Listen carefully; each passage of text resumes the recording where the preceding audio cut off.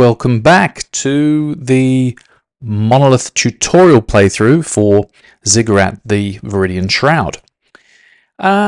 Just a quick recap from where we were last time.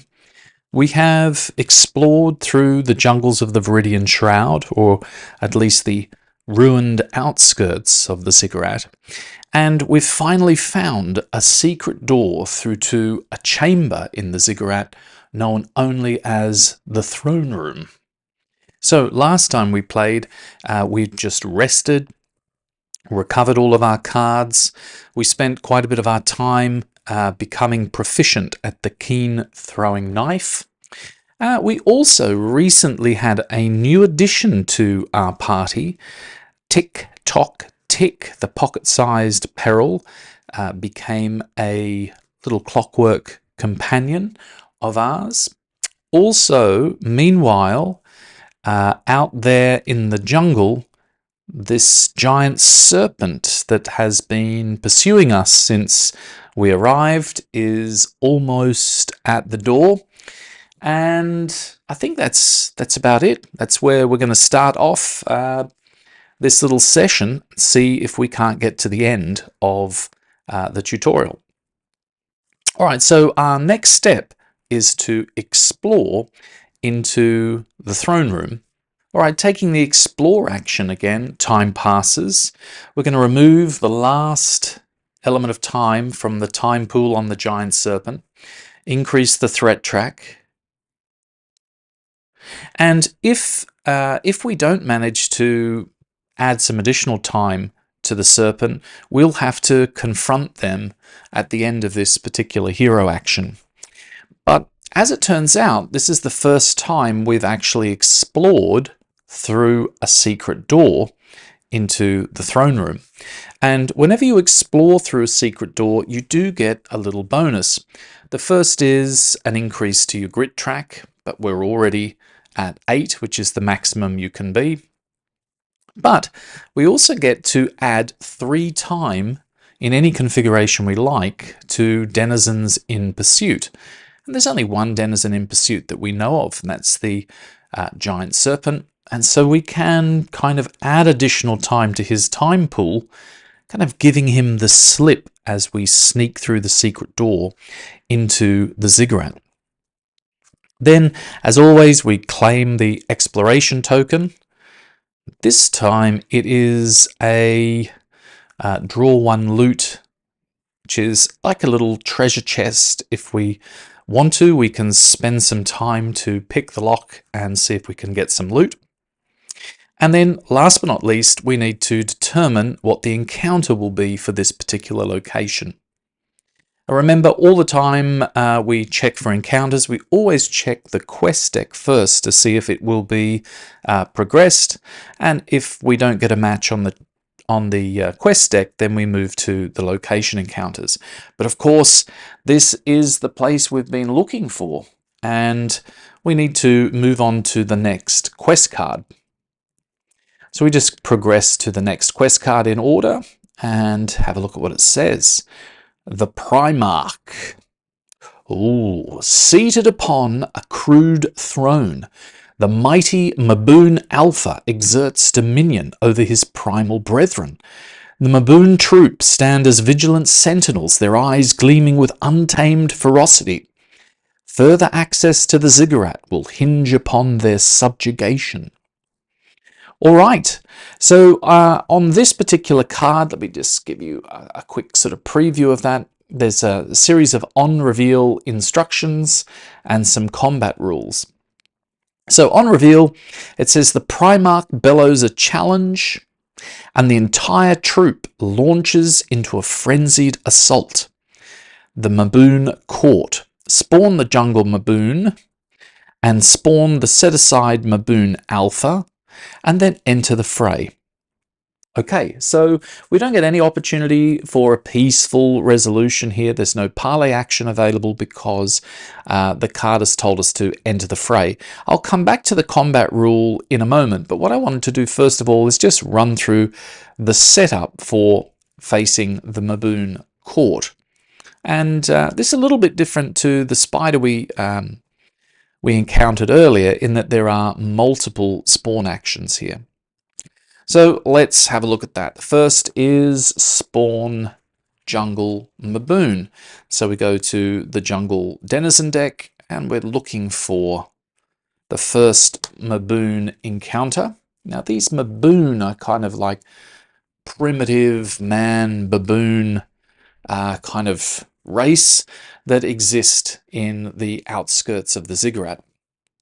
The other thing we need to grab is the set aside Maboon Alpha that we set up at the beginning of our quest. So because we have been asked to spawn 2 completely independent denizens, we have to actually run through an enter the fray action for each independently of the other. So we check the loot level, which is currently loot level 2 for all denizens. And so we're going to draw 2 cards for each of these enemies, like so.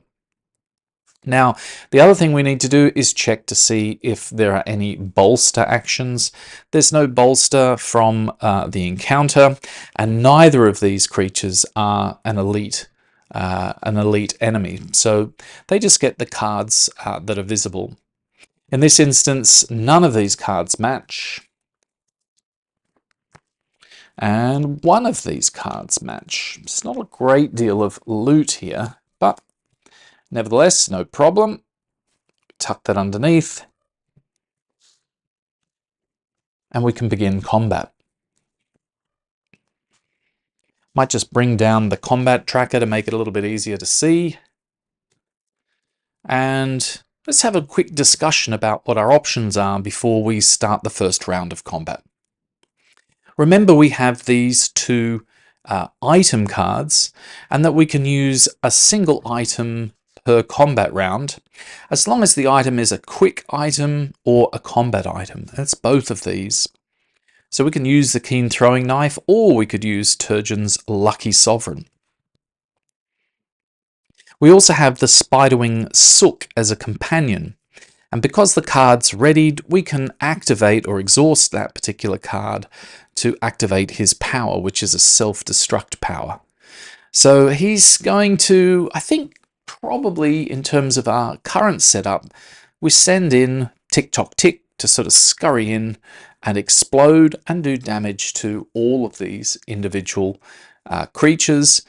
And I think we should focus on trying to take out the Maboon Alpha. One of the things that we have on our weapon, one of the traits, is Giant Bane. So we get a bonus result against giant creatures. And if we look at the keywords on the Maboon Alpha, we can see that he's actually a giant creature. So we get a bonus result if we roll well. Okay, well, let's do that. We've got a lot of grit. I think we've got a lot of things we can do here in the first round. See how successful we can be. Okay, so not too bad. That's a strong hit, but it's only a 2 as the highest result. Because we're attacking the Maboon Alpha, we get to get a bonus result, so both the 2 and the 1 can apply. So that's a total of 3. I'm going to use the Skegox power. We get Cleave plus 2. So we get 1, 2, 3, 4, 5 points of damage. Let's see. So 5 points of damage against the Maboon Alpha. He's got an armor of 1. That reduces it to 4. And he will go down to a health of 5. He's a particularly tough individual. Now let's have a look at the Spiderwing Sook, the pocket-sized peril, Tick Tock Tick. So we're going to activate this companion. And so just like any other card that might be in your hero tableau, you can activate and initiate one of the powers, and in this case, the self-destruct action. And we're going to do damage to all of the individual enemies equivalent to the current hit points of the Tick Tock Tick companion. So he's got 4 hit points, so that's going to be another 4 points of damage to each of these enemies. So the Maboon Troop, it doesn't have any armor. It does have 6 hit points, so it goes down to a 2. And the Maboon Alpha, 4 hit points, less 1 for its armor. It's going to take another 3 points of damage and go down to 2. Okay, and as soon as we do that, we have to move our companion to memories. He's kind of exploded. So we're just going to take both the Denizen card and also the Persona and place those into our memory discard. All right, so we're still not done. We can still, in our attack phase, use one of our cards here. So I think I'm going to actually use the Keen Throwing Knife. And the reason for that is I really want to unload as much as possible onto the Maboon Alpha to stop him from attacking. He has a particularly vicious attack. And so if we can, at the very least, have him exhausted, then that'll be good for us in the defensive round. So first things first, the Keen Throwing Knife, it has 2 mastery on it, which means that we get an additional +2 hit points. So we're going to do a total of 5 hit points of damage. That's piercing damage, so it goes straight through his armor. So if we do 5 hit points of damage, that will reduce the Maboon Alpha to 0.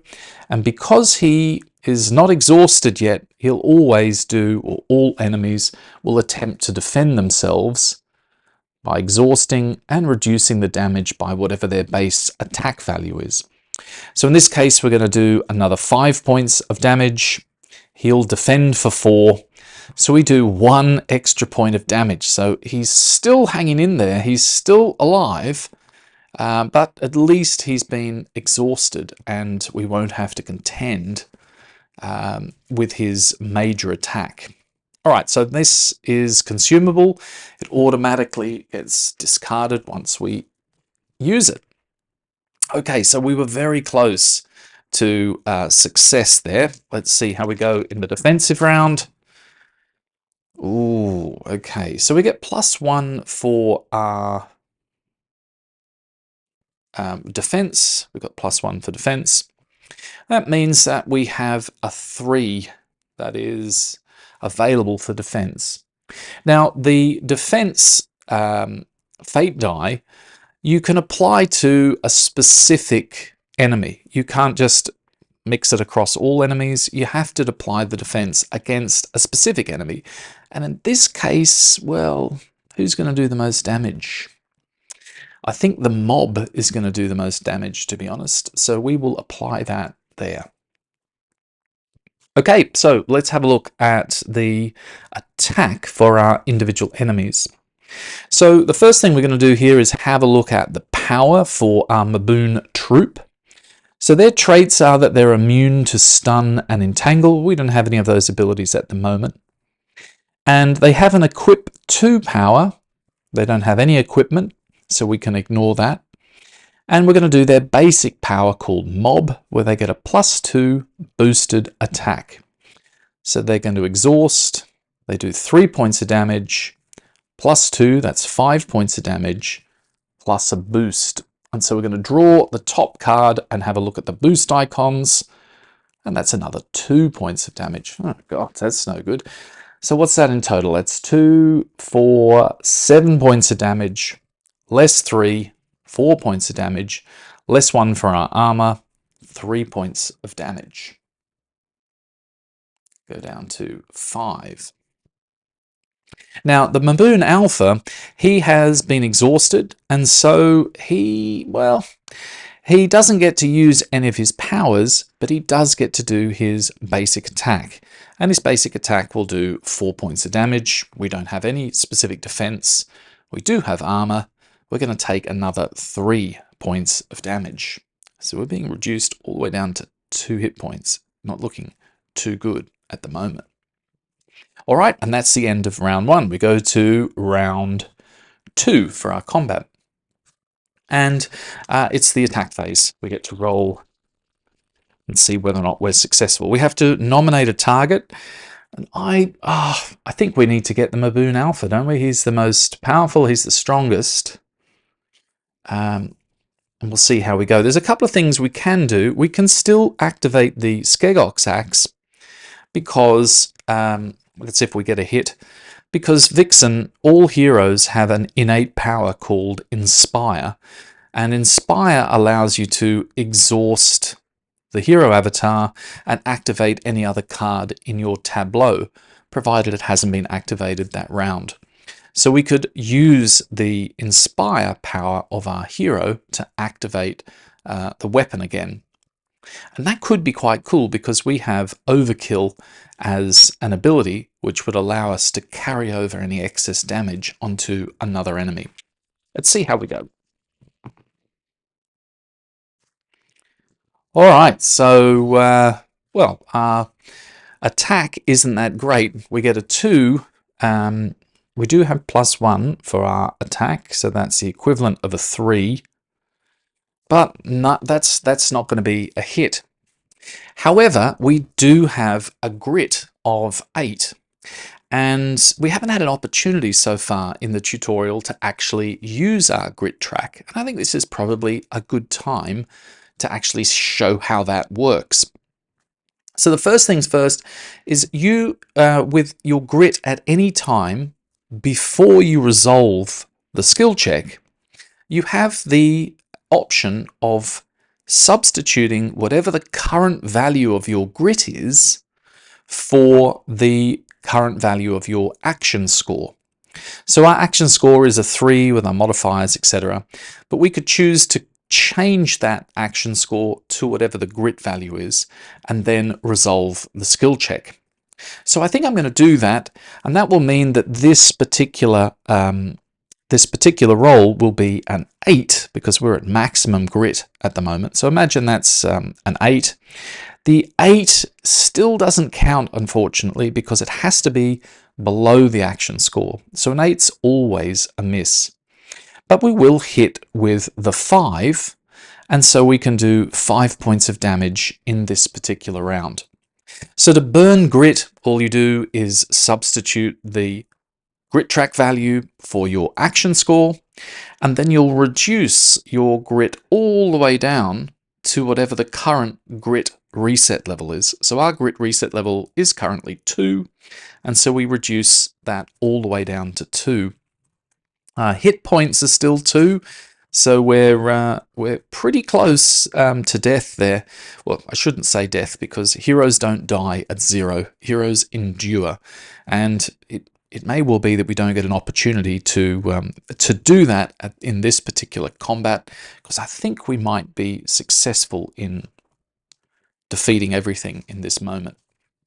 All right, so let's have a look. We do 5 points of damage. I'm going to activate Vixen's Inspire power to reactivate Skegox. So we get +2 and Overkill. So we get a total of 7 points of damage that we get to do to the Maboon Alpha with Overkill. So he reduces the damage by 1 for his armor, so that's 6 points of damage. He's got 1 hit point left, so he's defeated.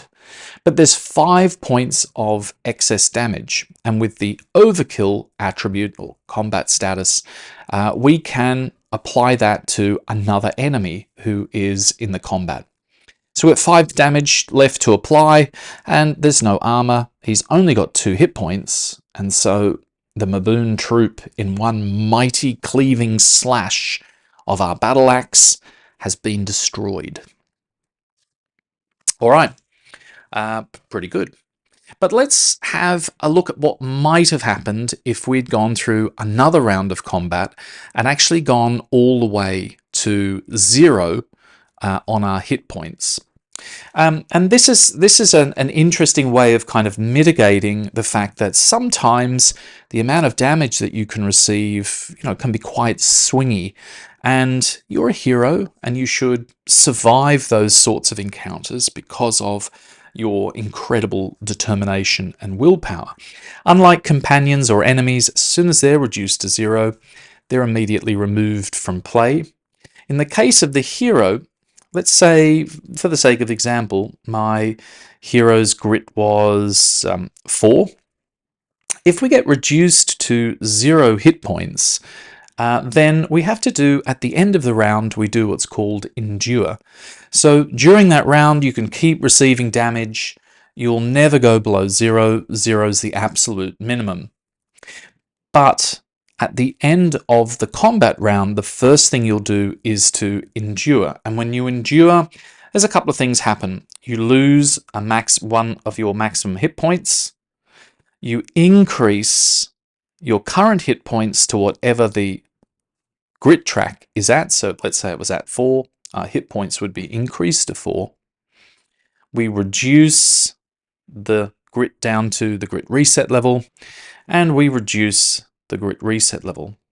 And so now we're no longer as good at our determination. Our willpower has kind of been reduced. And you can see all of that summarized on the Burn Grit and Endure player aid. There's a nice little checklist there that runs through exactly what I just did. And you would lose any combat statuses that you had, and you would recover your individual hero cards, the avatar and also your weapon. You kind of spring back to life. But if you were to be reduced to 0 hit points again, then you'd go through the same process. You'd lose 1 max hit points. Your hit points would be increased to whatever your current grit level was. So in this case, only a 2. And then your grit would be reduced to the grit reset, and your grit reset would be reduced to 0 in this instance. And you can keep doing that as long as you can keep reducing your grit reset. At this particular point, having endured twice, the third time, and you'll notice we just sort of bounce up a little bit, and then we're finished. So we'll perish the moment we have to try and reduce our grit reset below 0. And that's a really nice kind of mechanism for, managing the kind of situation where you might be hit for a massive amount of damage, but you can still kind of spring back from that and keep going. Anyway, so that's how Endure works. That's what you would encounter if you had a more kind of arduous battle than we had in this particular example. All right, so we have finished this combat. I just wanted to go through a couple of other things that were on this card. The combat rule, for example, it said if the hero retreats, you have lost, and if the enemy withdraws, you need to defeat the remaining enemies instead. And again, this is a couple of things that we didn't get a chance to sort of look at in terms of the tutorial. But it's worth noting that in any particular combat that you're in, you only ever go to a maximum of 6 rounds. At the end of the 3rd round, the enemies recover their powers, so they kind of ready their cards so they can apply their powers again. But at the end of the 6th round, your enemies will actually retreat. So if you can last in your combat for 6 rounds, the enemies retreat and kind of regather themselves and will go into pursuit more often than not. Alternatively, if you defeat the enemies before round 6, well, that also works. So ordinarily, you could retreat from a combat at any time, but sometimes a quest will enforce a sort of finale, if you like, where you cannot retreat, and if you retreat, it's considered a loss condition. And that's the way this particular encounter works. All right, having finished our creatures off, we gather up the individual enemy cards, and they become memories. We place those into our memory discard pile. And again, our equipment comes into our inventory, and we could choose to reveal that as an item or hold that as an equipment card. And for the moment, I'll hold that as an equipment card. So again, having a look at our specific quest encounter location, there is an additional hero action that can be taken at this location.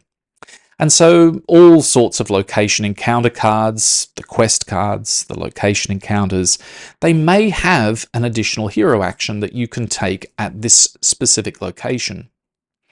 Also, again, just to remind you, this specific exploration token also represents a hero action that we could take. We could pick the lock of this chest and see if we can get some additional treasure. Or alternatively, this new hero action says open the doors, reveal and place a map tile from the second map stack, the caves map stack. So let's do that. Let's see what's around the corner. We'll activate that hero action and draw the remaining tile from the caves location. And it is the Great Monolith. This object that's been haunting our dreams.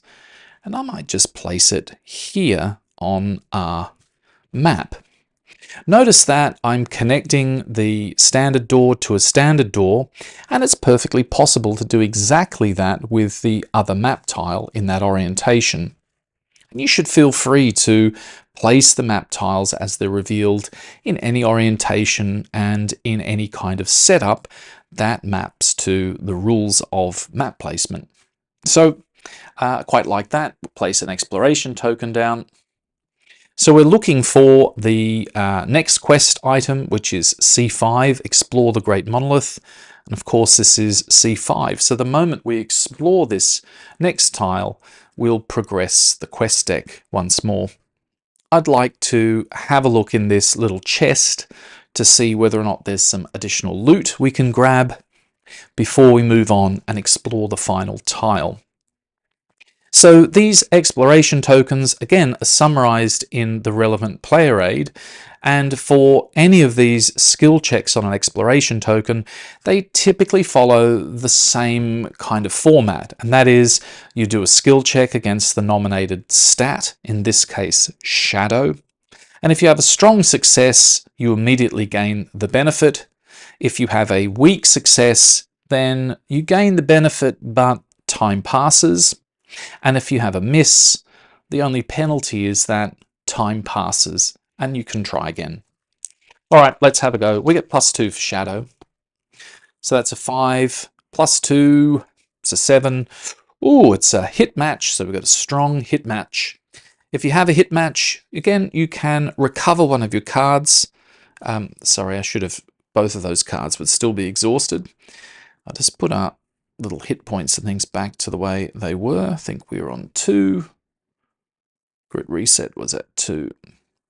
So we could recover one of our cards. I'll just recover the hero, probably the most versatile one to recover. We get +2 grit, and we get the benefit of a strong hit. So we take that little token, set it to the side, and we can draw a loot card. So I've got 2 equipment cards. I'm going to take the choice of revealing that card and seeing what new item we have. The Venom Wrangler's Tincture. Okay, so a remove poison option. Just place that there. No problem. Because that was a strong hit, we don't have to worry about time passing. Okay, so last but not least, we're going to explore through this standard door and into the Great Monolith. All right, so exploring. First thing, time passes. Increase the threat track. Grab our little exploration token. Oh, it's another, it's a locked door. And I can place this locked door. It has to be, well, it doesn't have to be. It prefers to go to a unconnected door. And in this case, there's only one unconnected door. I'll place that there. And then we'll check out what happens at C5. So back to the quest deck. Oh, bound to the wheel. It's a nice little picture there of the monolith. It says, with the Maboon Sentinels vanquished, the path into the Ziggurat opens before you. Descending through the winding corridors, you delve deeper into the heart of the great granite structure. The labyrinthine passages lead you to a vast cavern at the very core of the Ziggurat, where an immense stone monolith rises from the abyssal depths, anchoring the crystalline architecture hidden beneath the surface. Okay, so that's the conclusion of the tutorial quest. There's a quick little note here which I'll read to you, which is only a teaser, if you like, for the actual finale. The Sibylline's gift, the Nexus, the child whispers in awe. The monolith thrums with power, glyphs flickering across its polished surface. Waves of energy emanate from the megalith, sapping your strength, bringing you to your knees and leaving you helpless. To be continued. And it just says, congratulations, you've completed the Ziggurat, and gives you some suggestions for what you might try next. Well, that's the conclusion of the tutorial playthrough. And I think the best sort of next steps once you've completed the tutorial is to reset and actually play the full-blown Monolith quest. They really do play very differently, the quests, every time you play them. The session is quite a unique experience. The main story arc will be similar. Again, it's worth noting that the tutorial quest is highly simplified and that the actual vignette quest is a little bit different. Certainly the setup and there's multiple cards in the threat deck and so on. So I would thoroughly recommend moving on to the standard Monolith quest, retaining the sun-iconed loot cards to make sure that the game is still relatively constrained in terms of the type of content that you would experience, and you might consider switching to the other complexity level 1 hero. So in this case, Vixen we've played. The other hero would be Vulcan, the Berserker Smith. And I think that's where we might finish up today. I hope you enjoyed that little playthrough, and if you have any questions, please feel free to ask in the comments below.